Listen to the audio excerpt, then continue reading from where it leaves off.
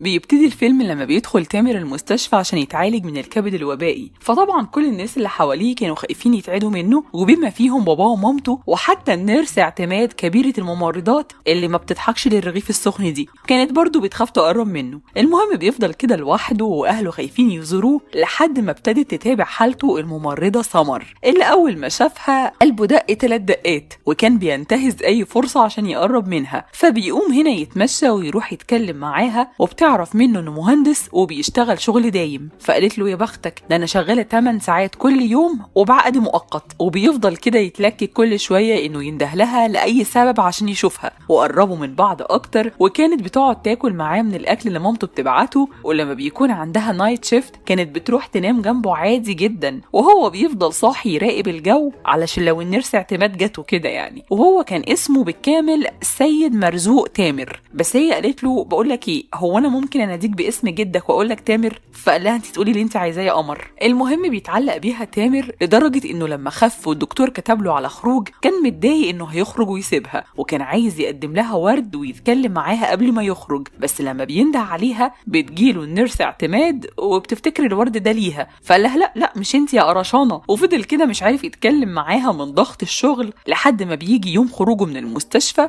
بس وهو خارج بيبص على رقمها في ورقه الطوارئ، ولما بيخرج بيتصل بيها وبيقول لها في التليفون انا معجب بيكي، فكان رد فعلها انها قالت له لو عايز تيجي دلوقتي تعالى، وفرح بقى فرحه اللهبل طبعا وخد مفاتيح عربيه باباه وراح لها، وقالت له لا اوعى تفهمني غلط، مش معنى اني قلت لك تيجي تفتكر حاجه وحشه، انا بس خايفه وعايزه حد ينام جنبي. وفعلا هي كانت عايزه حد يونسها وبس، وفضل يروح لها المستشفى ويجيب لها اكل وحلويات وهي بتعامله زي الدبدوب اصلا، يعني حاجه كده بتسليها وبتحضنها وهي نايمه. المهم هنا بتقول له انها جالها دعوه من قريبها انها تسافر لجيجو في الكريسماس، فبتساله تحبي تيجي معايا؟ وقبل ما بيسافروا بيخرجوا سوا وبيروحوا عشان يشتروا نفس التيشيرت على اساس يعملوا زي الكابلز وكده، بس تامر بيلاقي اكبر مقاس ضيق عليه وبتروح بعدها تشتري حلويات، بس نفسه بتتسد وبيقول لها انا مش هاكل حلويات تاني. وبيجي يوم السفر وبيروحوا على المطار وهي بتجيب له شوز هديه وبتبقى لابسه نفس الشوز هي كمان، فقال لها هو انت جبتي لي شوز عشان ما عرفتش البس نفس التيشيرت بتاعك؟ عامه اعملي حسابك ان السنه الجايه هسافر برضو معاكي وهكون خسيت كمان. وبيجري بقى في المطار وبياخد الحماسه قوي يعني عشان يعرفها انه لما يجي هيجري يعني ويخس. فوهو بيجري بنشوف المشهد اللي بعدها وهو بيتحول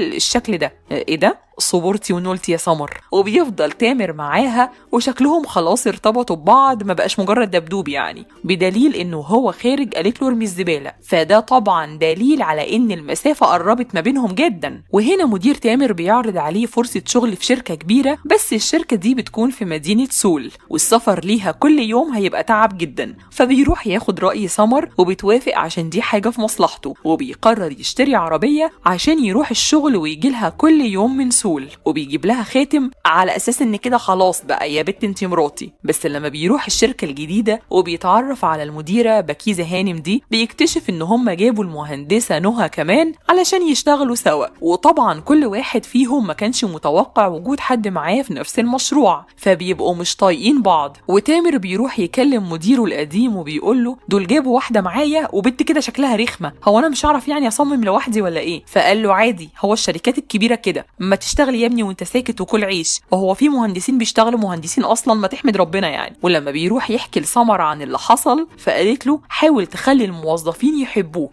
وكل بعقلهم حلاوه يعني من الاخر. فبيروح يجيب لهم قهوه، بس نهى الرخمه بتروح تعمل نفسها بتساعده وبتاخد منه القهوه توزعها على الناس، بس ولا جابت سيره ان تامر هو اللي جاب القهوه اصلا يعني. فقال لها اختي معلش يعني هو انت ما قلتيش ليه ان انا اللي جبت القهوه؟ فقالت له ايه ده سوري بجد ما خدتش بالي، ما كنتش عارفه ان انت عايز تستعرض وكده. فطبعا بيتغاظ منها. لا ومش كده وبس، دي كمان كانت بتروح توهمه انهم مطلوب منهم حاجات تانية في الشغل غير اللي هو كان قاعد يعملها. ولما بيسمع كلامها طبعا المدير بتاعه بيقول له يا عم ما تركز، كل زمايلك شغالين في حاجه وانت شغال في حاجه تانية اصلا. فبيتغاظ منها اكتر، ولما بيكلمها مش بترد عليه وبتاكله البان عشان يسكت، فبيروح يحكي لسمر وبيقول لها تخيلي اكلتني البان غصب عني. فقالت له سمر اكلتك بتاكل لبان يا حبيبي؟ ده انت ما بتحبوش. قال لها وبالنعناع تخيلي. فقالت له لا دي لا يمكن تكون بني ادمه ولا حتى مهندسه، دي تصرفات ام حنان الكوافيره يعني. المهم بتعمل نهى تصميم لجسر، وبكيزه هانم بيعجبها التصميم، بس بيطلع تامر وبيعلم عليها وبيقول لهم ان هيكل الجسر ده مش متصمم صح، ولان دي منطقه فيضان ممكن الجسر يتعرض للانهيار وهو بالشكل ده. فبكيزه هانم قالت لهم خلصانه، هتشتغلوا انتوا الاتنين سوا على تصميم الجسر. وطبعا كانوا مش طايقين بعض، وكل ما تعدل نهى على التصميم كان بيقول لها تامر كل اللي انت عاملاه ده بلح، لدرجه انها كانت بتبات في الشغل عشان تخلص التصميم، وهنا هو مروح وسايبها وبيغيظها وبيقول لها يلا سلام يا قمر. ايه ده هو انت بتبصي لي ليه كده؟ في حاجه؟ فقالت له انا ما ببصلكش خالص على فكره. فقال لها يا عيني شكلك حوله كمان. قال لها كده بجد وسابها وراح لسمر، وهو فرحان انه انتصر عليها وغاظها. بس طبعا لما بيروح لسمر بعد الشغل والمشوار ده كله بيبقى تعبان ومش بيقعد معاها وبينام ويسيبها. فده خلاها تكلمه تاني يوم وتقول له لما يكون خارج من الشغل متاخر وتعبان كده ممكن يخليه فصول ويتقابلوا في الاجازه. ولسه نهى في الشركه مش بتروح ولا بتنام ولا بتستحمى وعماله تاكل ليل نهار. فقال لها ايه المنظر اللي يقرف ده؟ يا تاكلي يا تشتغلي يا ماما. فقالت له انا باكل عشان افوق يا اسمك ايه انت؟ هو انت فاكر ان انا مش عايزه اروح يعني؟ انا كل اللي يهمني ان اخلص تصميم الجسر، مش مشكله عندي بقى شكلي العره ده. فصعبت عليه وقال لها ازاي تخلص الجسر وتخليه يقاوم الفيضان، وفعلا بينجحوا وبكيزه هانم بيعجبها الشغل. فقال تامر لنهى حبيبتي خلصنا الجسر خلاص،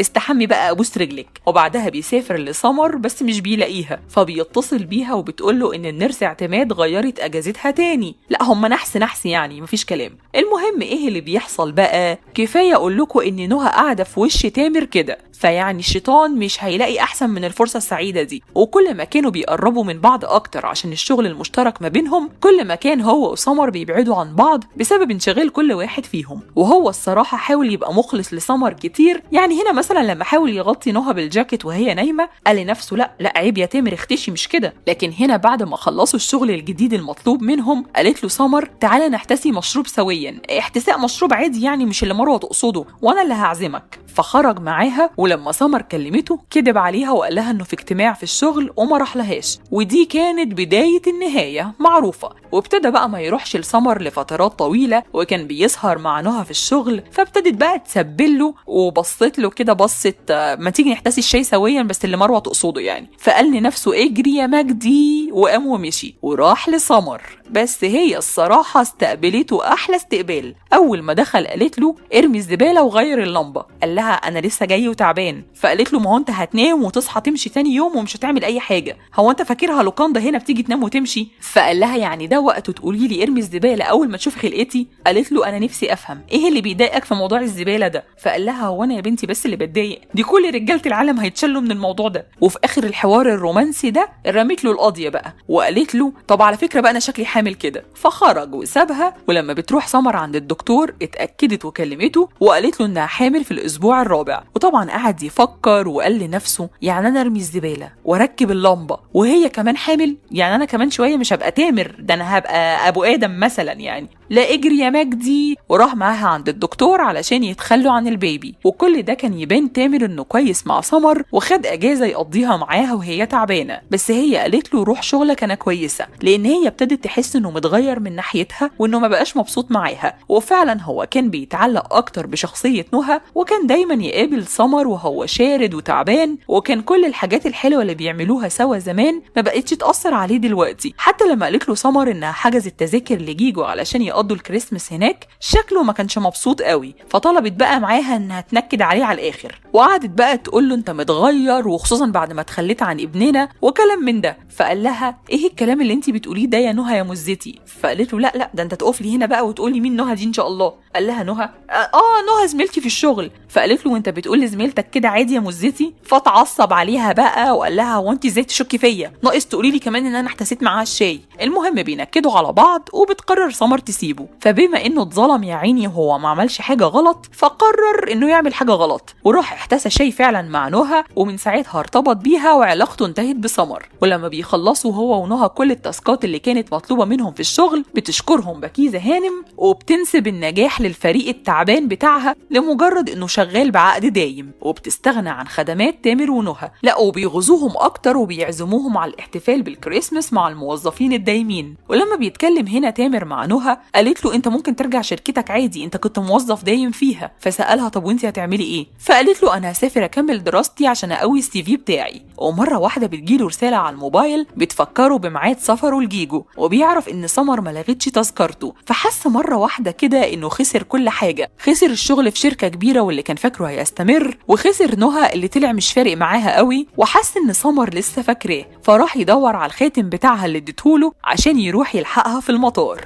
بس وهو رايح لها وهي بتبص عليه وبتشاور له من بعيد، بنكتشف المفاجأة لما خبط في سيد مرزوق تامر، وطلع تامر غير سيد مرزوق تامر. وهنشوف ايه اللي كان بيحصل. سمر عرفت تامر من 1 و7 شهور لما دخل المستشفى في حادثة، وحبوا بعض عادي خالص، وشفنا قصتهم سوا هي نفس القصة، بس كنا فاكرين ان ده سيد مرزوق تامر بس بعد ما خس وبقى تامر بس. لكن سيد ده شخص تاني خالص، وهي عرفته من 3 شهور لما دخل المستشفى بسبب الكبد الوبائي، وكانت بتقرب منه وبتاكل معاه وبتنام كتير، لان كل ده بسبب حملها من تامر قبل ما بتتخلى عن البيبي. ويوم ما كلمها سيد في التليفون وقال لها انا معجب بيكي، وهي قالت له تعالى وخليته يبات معاها، ده كان نفس اليوم اللي تامر سابها فيه بعد ما اتخلت عن البيبي وهو راح على الشغل. بس هي كانت ساعتها حاسه بوحده وفراغ عاطفي من العلاقه المشوهه اللي هي كانت عايشاها، وابتدت بقى تروح مع سيد نفس الاماكن اللي بتروحها مع تامر. واهم حاجه انها كانت بتخليه يصلح لها اللمبه، لدرجه كمان انها قالت له انا هناديك باسم تامر مش سيد، ده عشان تحس انها بتكلم حبيبها. وجت على اخر لحظه وغيرت التذكره باسم سيد تامر، وقالت لهم يعني ان دي كانت غلطه في الاسم، لان فعلا هما الاتنين كانوا بنفس الاسم بس مع اختلاف بسيط.